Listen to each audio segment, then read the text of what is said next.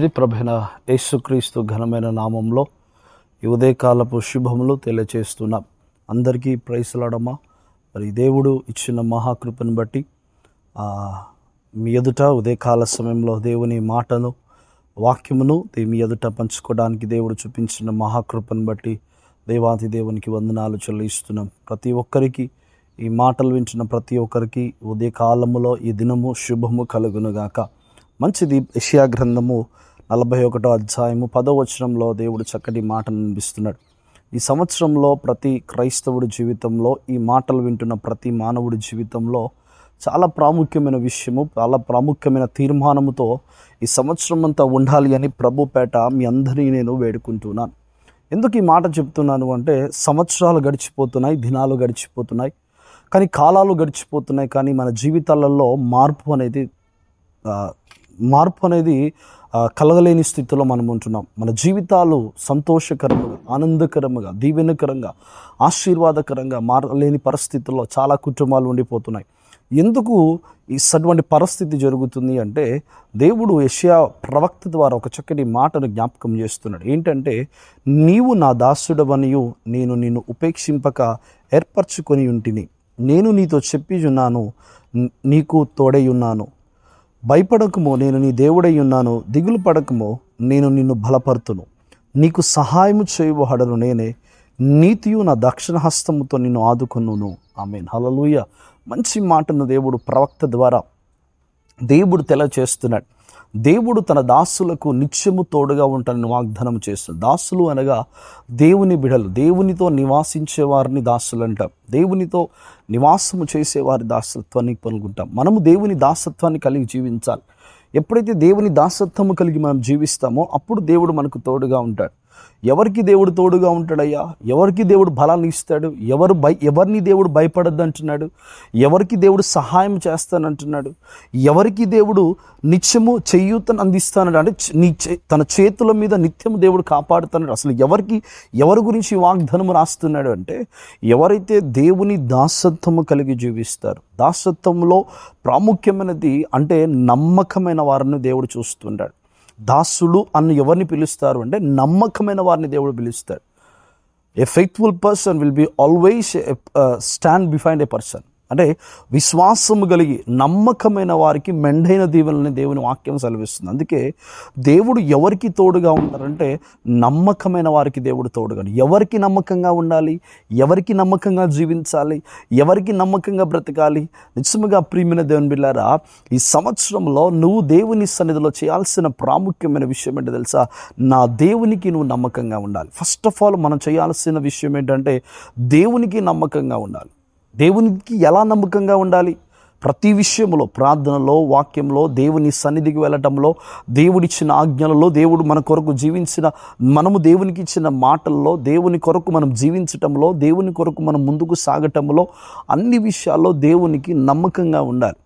మనం అవసరం వచ్చినప్పుడు దేవుని పాదాలు పట్టుకొని, అవసరము తీరిపోయిన తర్వాత విడిచిపెట్టి మనకిష్టానుసారమైన జీవితాన్ని దీవించుకుంటూ, మనము చేసిన ఒప్పందాలు, మనము చేసిన ఒడమలికలన్నీ విడిచిపెట్టి ముందుకు సాగే జీవితాలు మనకొద్దు ప్రియమైన బిడ్డలారా. కాలము సమీపమై ఉన్నది. మనము చాలా త్వరలోనే దేవుని రాజ్యంలో అతి త్వర సమీపంలో మనము జీవిస్తున్నాం. కనుక ఈ సమీపమైన జీవితంలో మనం ఏముండాలంటే, నమ్మకముగా దేవుని సన్నిధిలో ఉండాలి. మన కుటుంబానికి, లోకంలో నమ్మకం, మన వృత్తిలో నమ్మకంగా ఉండాలి. మనం చేసే పనిలో కూడా నమ్మకంగా ఉండాలి. చిన్న వాటిలో కూడా మనం నమ్మకాన్ని కోల్పోతున్నప్పుడు దేవుడు ఏమంటారు సార్? ఎవరైతే నమ్మకముగా జీవిస్తారో వారికి నేను తోడుగా ఉంటాను. మనం ప్రియమైన దేవుని బిడ్డలారా, దేవుని వాక్యం వింటున్న ప్రియమైన సహోదరుడా, నీవు దేవునికి నమ్మకంగా ఉండాలి. నువ్వు చేసే పనికి నమ్మకం, నీ కుటుంబానికి నమ్మకంగా ఉండు, నీ బిడ్డలకు నమ్మకంగా ఉండు. నమ్మకముగా ఉన్నప్పుడు రివార్డ్స్ తక్కువగా ఉండొచ్చు, కానీ ఆ నమ్మకము ఒక దినమున నిన్ను, నీ కుటుంబాన్ని ఆశీర్వాదకరంగా ఉన్నది.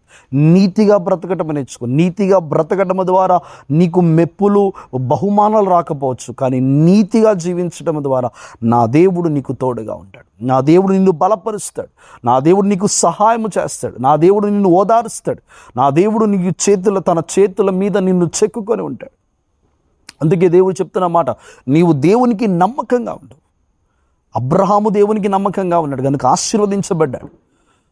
12 మంది శిష్యులలో 11 మంది దేవునికి నమ్మకంగా ఉన్నారు. ఒక్కడు మాత్రమే దేవునికి వెన్నుపోటు పడటం ద్వారా ఆ వెన్నుపోటు తన జీవితాన్ని పాడు చేసి దేవునికి నమ్మకత్వాన్ని కోల్పోయినప్పుడు మన జీవితంలో అనేకమైన విషయాలు మనం కోల్పోతూ ఉంటాం. అనేకమైన విషయాలు సంసోను జీవితంలో చూసుకున్నట్లయితే దేవునికి నమ్మకంగా ఉన్నంతసేపు విజయము విజయము విజయము విజయము, సంతోషము సంతోషము సంతోషం. ఎప్పుడైతే నమ్మకాన్ని తన బలమును ఆసరగా తీసుకొని తన సొంత నిర్ణయము తీసుకున్నాడో ఆ సొంత నిర్ణయం ఏం చేసిందో తెలుసా?